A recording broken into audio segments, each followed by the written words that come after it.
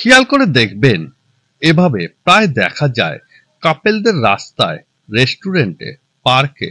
কিন্তু স্বামী স্ত্রী খুব কম পাবেন। এটা অপ্রিয় হলেও সত্য। প্রেমিকার সাথে সারা রাত কথা বলাটা ভালোবাসার পরিচয় হলেও বউয়ের সাথে সারা রাত গল্প করাটা নেহাত বোকামি।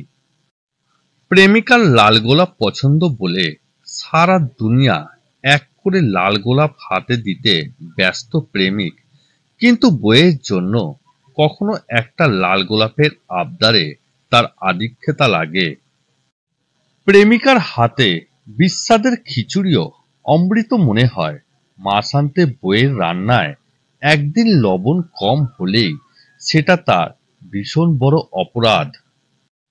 প্রেমিকার জন্মদিনে মাথায় শুধু তাকে সারপ্রাইজ দেওয়ার চিন্তা ঘুরপাক করে, আর স্ত্রীর বেলায় হিসাবটা শুধু পাওনার দুয়ারে গিয়েই ঠেকে।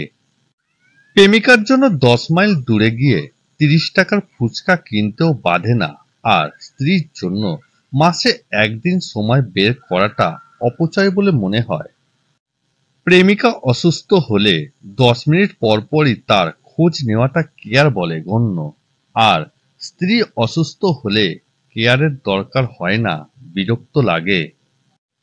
একটা অনিশ্চিত সম্পর্ককে মানুষ যেভাবে গুরুত্ব দেয়, সেটা যদি বিবাহিত সম্পর্কে দেয়া হতো তাহলে চারিদিকে এত ডিভোর্সে ছড়াছড়ি হতো না।